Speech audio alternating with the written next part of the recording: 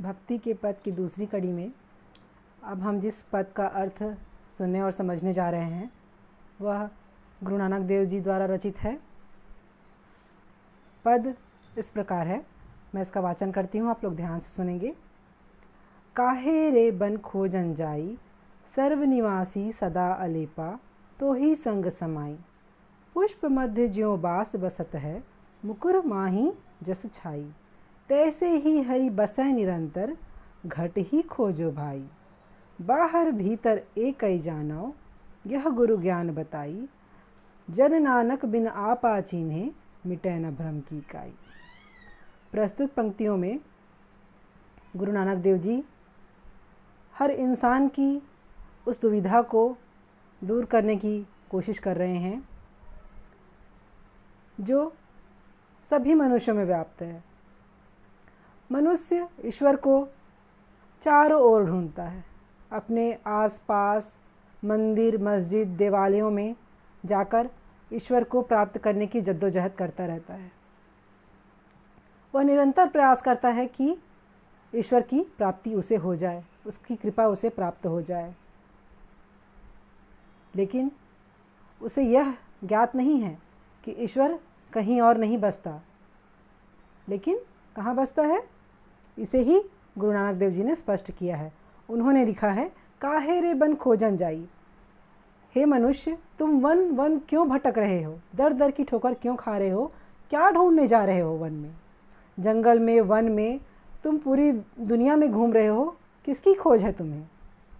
सर्वनिवासी सदा अलेपा, तो ही संग समाई। जिसकी तुम चारों ओर खोज कर रहे हो वह स्वयं तुम्हारे अंदर ही बसता है, तुम्हारे अंदर ही निवास करता है, तुम्हारे मन में ही निवास करता है।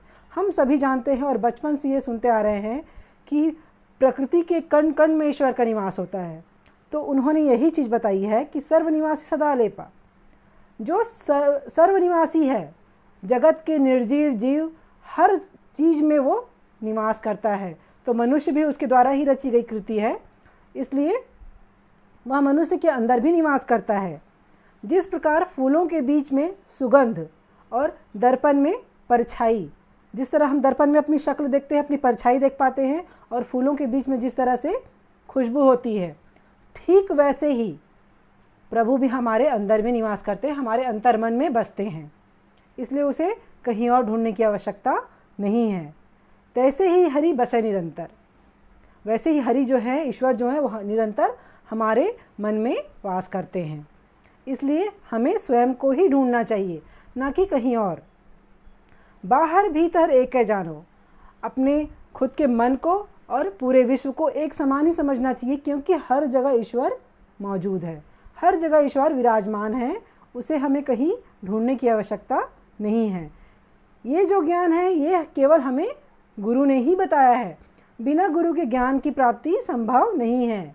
इसलिए गुरु के बताए ज्ञान के द्वारा ही हमें इस गूढ़ रहस्य की प्राप्ति हो पाई है। अन्यथा हमें तो यह ज्ञात ही नहीं था, हमें तो यह पता ही नहीं था कि ईश्वर कहाँ बसते हैं और कहाँ रहते हैं।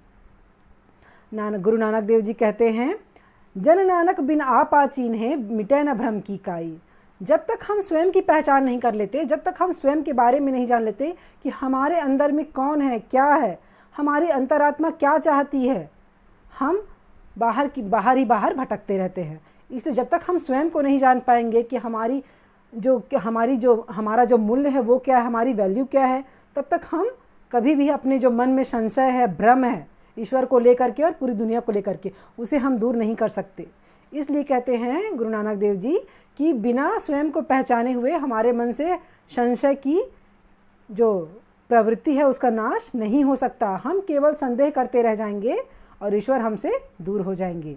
हम ईश्वर को नहीं पा सकते जब तक कि हमारे मन से उनके प्रति, उनके विश्वास को मानने के प्रति हमारा जो संशय है, भ्रम है, वो दूर नहीं होता।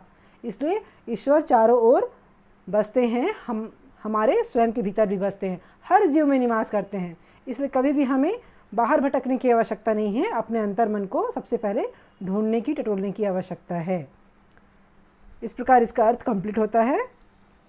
आप लोग ध्यान से समझ लेंगे इसे। धन्यवाद।